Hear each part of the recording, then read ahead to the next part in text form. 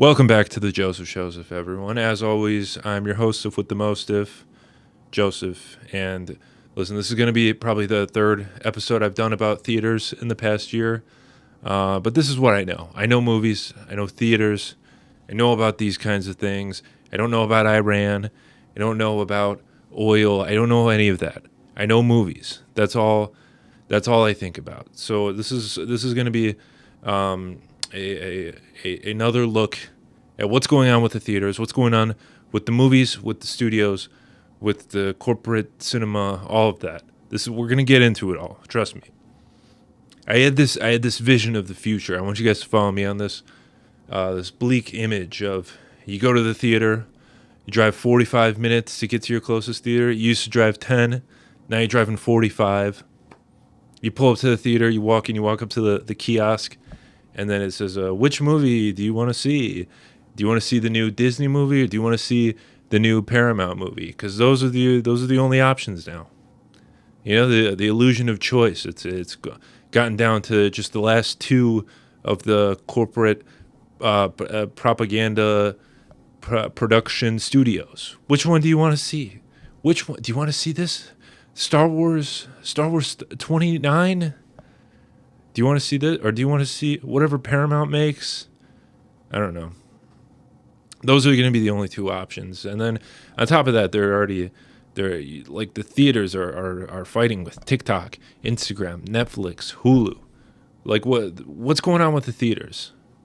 What's going to happen? Truthfully, I don't care about the theaters anymore. I used to be one of the guys like, we got to go to the theaters, we got to support the theaters, we got to go to the movies, go in and see them and sit in the darkness, and you have to watch the movie on the big screen. Now I don't want to do that anymore. I don't want to do that. I don't think anyone wants to do that anymore. And I think the theaters are starting to recognize that people don't want to see these movies. These big studio movies. We're gonna go to the theater and we're gonna pay these fees. We're gonna sit in this like environment, but we get the heated seats. That's what we get, heated seats now. So that's a added bonus. This is why you should come to the theaters, for the heated seats. Listen, I don't care about the theaters anymore. I see them, the theaters and the studios, as my adversaries, because I'm creating content. I'm posting it on the internet. Every time someone is watching a movie in the theater, that's time they could spend watching my content on the internet. So I gotta, I'm not on the side of the theaters anymore. I'm on the side of the independent creator. But if I was a theater and I saw the writing on the wall, this I think is what I would think to do. So it used to be that the genres of film were the niche. So if you're an action movie fan, you go to the action movies. If you're a children's movie fan, you go to the children's movies. If you're like a superhero nerd loser fan, you go to the superhero movies. It's not like that anymore. Now, film itself is the niche. Film is the genre. If you go on, there's film bros. They have names for them. Film bros, cinephiles, obviously the film heads, cinema nerds. I don't know.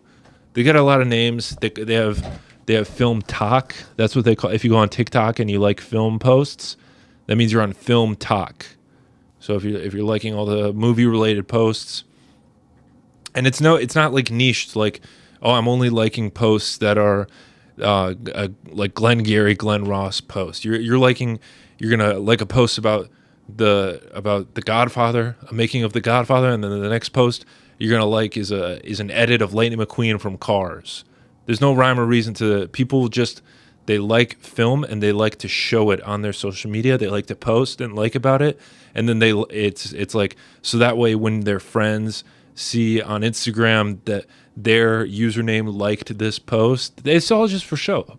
Being a fan of film is just for show now. We just like to show on Instagram, hey, look at what I know what this movie is a reference. I know what this post. I know what scene this movie is from. And look, I liked the post and I reshared it. So that way, all my film friend followers know that I know about this movie. It's what social media has become. And I know people are going to say that's not true. and that's fine if you don't think that's true. I don't care. I'm an enemy. I'm an enemy of the studios and of the theater corporations because I make independent media. So I am the adversary of that. I want it all to fail. But if I was the theaters and I wanted the theaters to succeed, I would take that into consideration and think, okay, if film itself is now the niche and the film bros and the film talk, people are posting on film talk, what do I do about that? I would start to cater my business towards the film bros. I think that's probably it won't be as lucrative as the and obviously that you could still do like the big Disney Avengers 9 screenings. People would always go to those things. Probably less now than before, but people are always going to go to those things. But for a lot of these people don't go to the theaters anymore. I don't remember where I was going. But if you target to the film bros, you're essentially keeping what audience is still going and then giving them more perks and more reason to become recurring customers.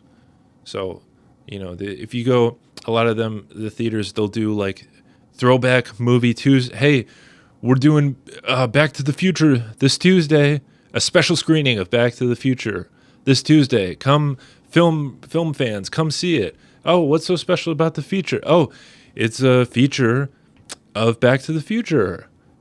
Okay, what's so special about it? Is there behind the scenes? Is there special features? Is there, Q&A? No, but it's a special screening of it.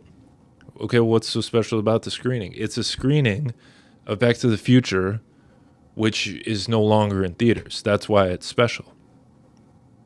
And you start to think like, what's the point of going to these? You could just watch it at home. Or you can't watch it at home, go to your friend's house. Back to the Future, it's not that hard. I'll watch it on my phone.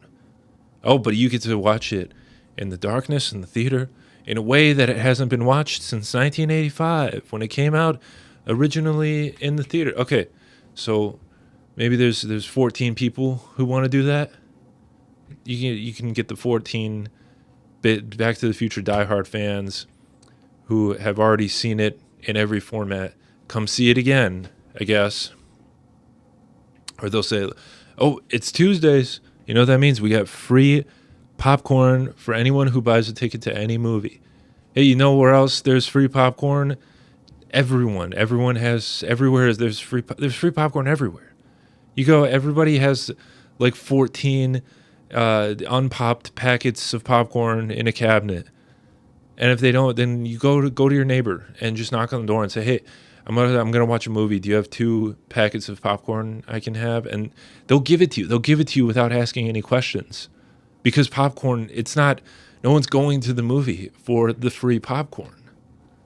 The $2 ticket a day, this, like if you do $2 a day, I guess that'll get people to come in, but you're just getting people that who like a deal.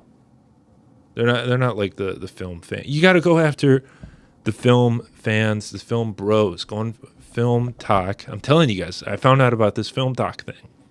You go on Film Talk, you look and see what are they posting about. What are the big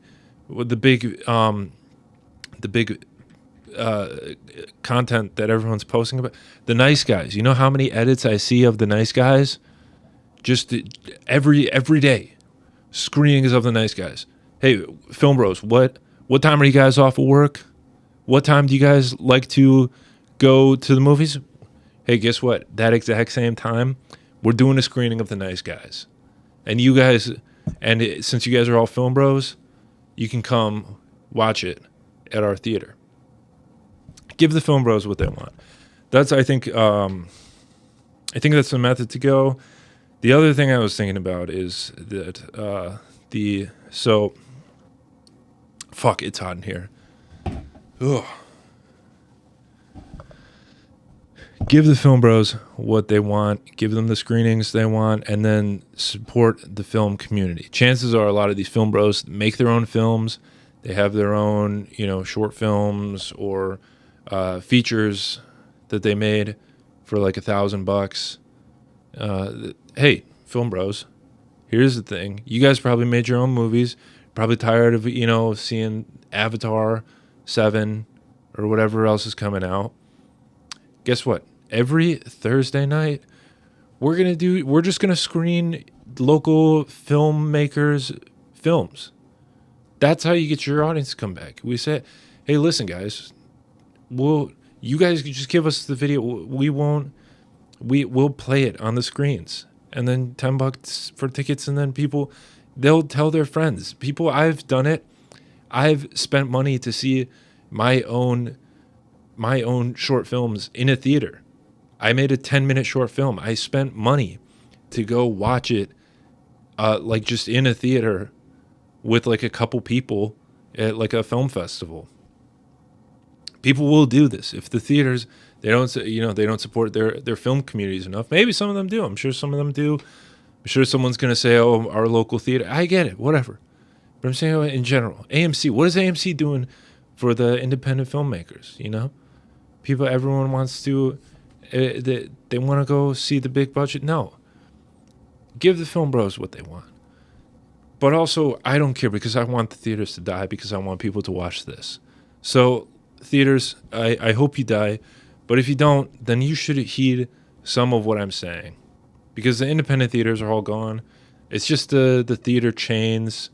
People want to save this. We got to save the theater experience. Why? Who cares? It used to be you go to the theater because that was the only place to see new movies. And then it became you go to the theater because it's just like a nice thing to do, a nice, Friday night activity. Now, people are just going to the theaters so they can post on like Instagram or TikTok that they went to see a movie at a theater. People don't value theaters like they used to, and the theaters, and I don't know, I don't own a theater. I don't know how much money they're making. I didn't look into this. I'm not researching this shit. This is just what I think, my marketing brain, what I think people should do, what I think the theater should do if they want to save themselves. But also, I want the theaters to die. We should let the theaters die. Let internet content take over. And then the theaters that stay open, you guys should, take the internet content, play it on the big screen. Let the independent. There's this Markiplier movie. I didn't see it, but everyone's saying they went to the theater just to see it. It was a big success. The studios, they're asking him, what did you do to make this movie a big success? People don't want to see Super Mario 2. Maybe people saw it, but people don't want to see the studio films anymore. They want to see the independent creators. They want to see the people they like, the people they connect with on the social media. And if we're not giving the people that, people aren't going to go to the theaters. I would like to continue going to the theaters. I would like to, one day in the future, see more of my stuff in the theaters. I'm fine with it being on the internet because, more people have accessibility to it. But it would be pretty cool to be able to do that. So, whatever. What do I know, right? What do I know? I can't even get people to come to free comedy open mics. So, what do I know about any of this? But theaters, listen, leave a comment. Let me know what you guys think. Hey, and thanks for watching this one. Maybe subscribe so you can see when more of these come out and hear more of these crazy takes. I have such wild takes, right? Anyways, thanks. I'll see you soon. Big peace.